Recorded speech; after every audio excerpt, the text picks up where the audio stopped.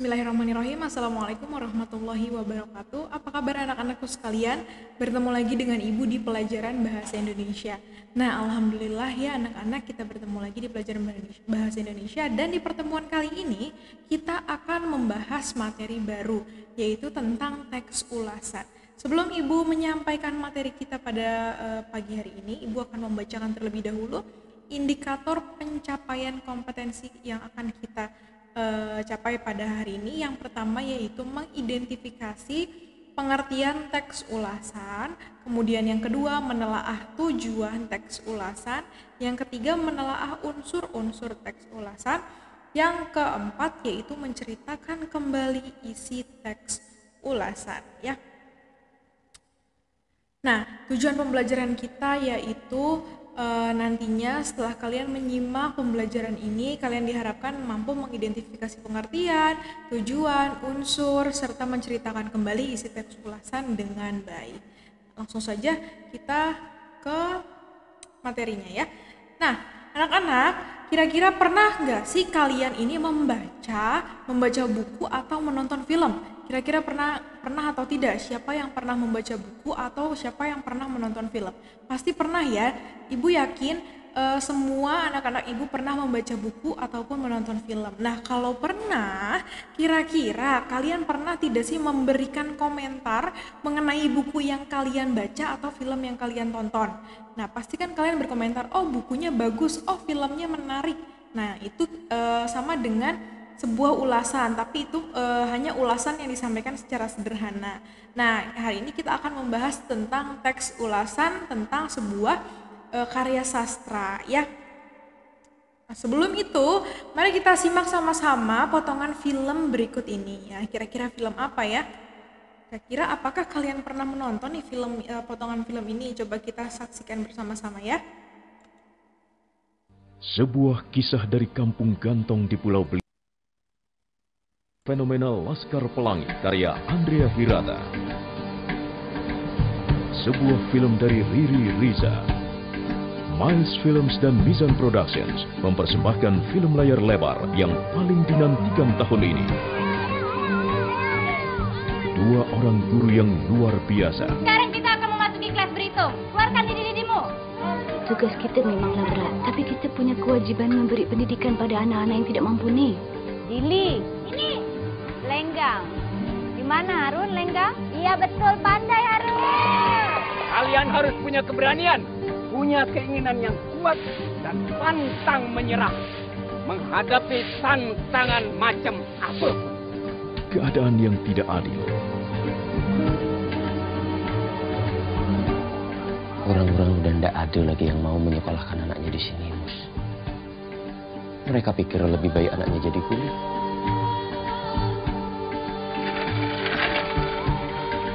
Bagaimana cara kalian mempertahankan sekolahnya?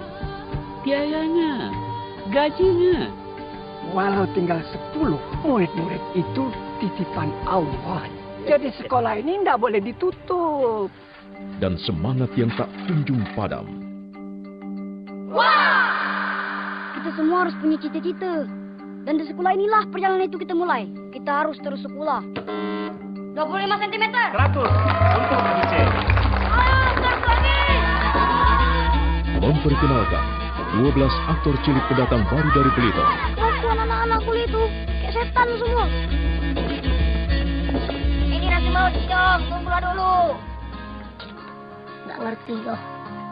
Laskar Pelangi takkan terikat waktu. Dan 12 aktor papan atas Indonesia. Bebaskan mimpimu di angkasa, warnai bintang di jiwa.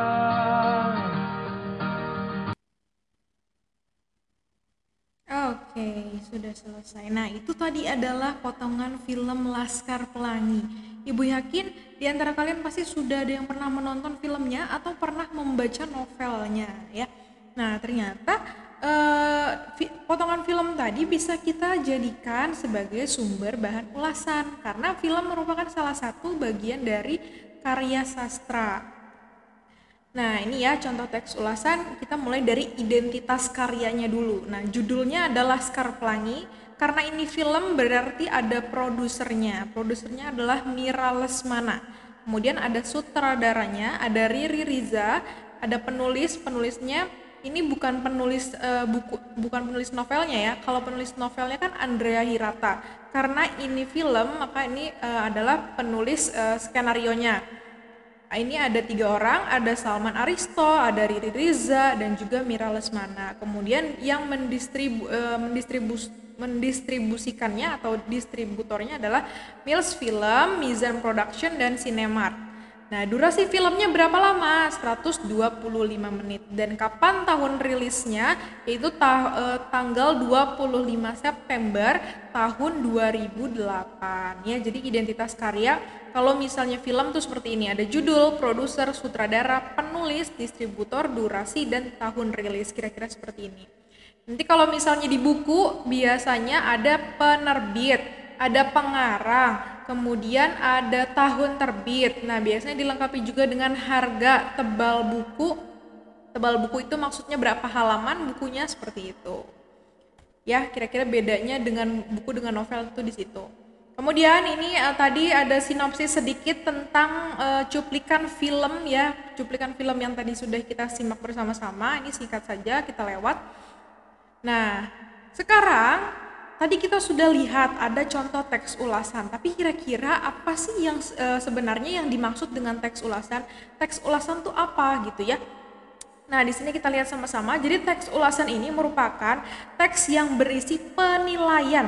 Jadi ulasan itu kan mengulas, menilai ya, berisi penilaian tentang kelemahan dan kelebihan suatu karya. Jadi setelah kita tonton misalnya film atau kalau misalnya buku setelah kita baca, kita nilai apakah ada kelebihan dan kekurangan dari karya tersebut. Tapi sebelumnya kita harus menuliskan dulu identitas karya sastra yang kita tonton atau yang kita simak ya. Seperti itu. Kemudian di sini ada 3 fungsi teks ulasan. Yang pertama yaitu menambah wawasan dan pengetahuan. Nah, membaca suatu karya salah satunya teks ulasan tentu akan menambah wawasan serta pengetahuan. Nah, untuk apa menambah wawasan apa? Misalnya kita jadi tahu nih ada banyak sastrawan Indonesia ternyata yang hebat-hebat yang memiliki karya sastra yang sangat luar biasa yang enak untuk dinikmati seperti itu.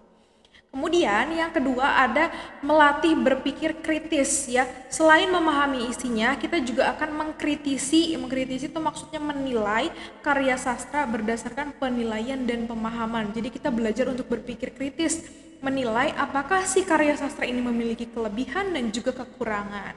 Kemudian yang ketiga fungsinya adalah untuk melatih kemampuan kita dalam menulis ya. Nah, jadi setelah kita mengkritisi itu, hasil kritisnya kita tuangkan ke dalam sebuah bentuk tulisan. Nah, tulisan inilah yang akan melatih kemampuan menulis kita, seperti itu.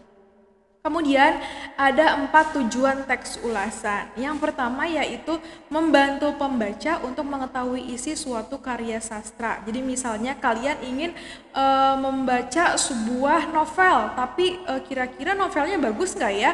Nah, kalian bisa baca dulu teks ulasan tentang novel tersebut untuk mengetahui apakah novel tersebut bagus atau tidak, sesuai atau tidak dengan apa yang kalian inginkan sebelum kalian membeli atau membaca novel tersebut. Kemudian yang kedua, memberikan informasi kepada pembaca tentang kelebihan dan kekurangan karya yang ditulis ya. Kemudian yang ketiga, memberikan pertimbangan bagi pembaca sebelum memutuskan untuk memilih, membeli, dan menikmati suatu karya sastra. Tadi hampir sama dengan yang pertama ya. Misalnya kalian mau membeli sebuah novel, tapi kalian ragu kira-kira novel ini bagus nggak ya dengan harga sekian ribu rupiah, apakah novel ini layak untuk dibaca? Untuk mengetahuinya kalian bisa membaca sebuah teks ulasan tentang karya tersebut, tentang novel yang akan kalian beli. Seperti itu. Dan yang keempat, sebagai bahan evaluasi bagi orang atau sastrawan yang menciptakan karya sastra yang diulas. Nah, jadi ini untuk tidak hanya berfungsi untuk kita para pembaca, tapi berfungsi juga untuk para sastrawan yang membuat atau menulis karya sastra tersebut. Bisa menjadi bahan penilaian atau bahan evaluasi untuk karya-karya selanjutnya, seperti itu. Kemudian ada ciri-ciri teks ulasan. Ada 4 juga ciri-cirinya. Yang pertama yaitu berisi informasi yang didasari dengan pandangan atau opini penulis terkait sebuah karya atau produk ya. Jadi ciri-cirinya ini merupakan sebuah opini atau pandangan dari si penulis teks tersebut gitu. Jadi tidak bisa ulasan satu dengan ulasan yang lain itu sama, karena pasti pandangan atau opini atau pendapat setiap orang itu pasti berbeda-beda.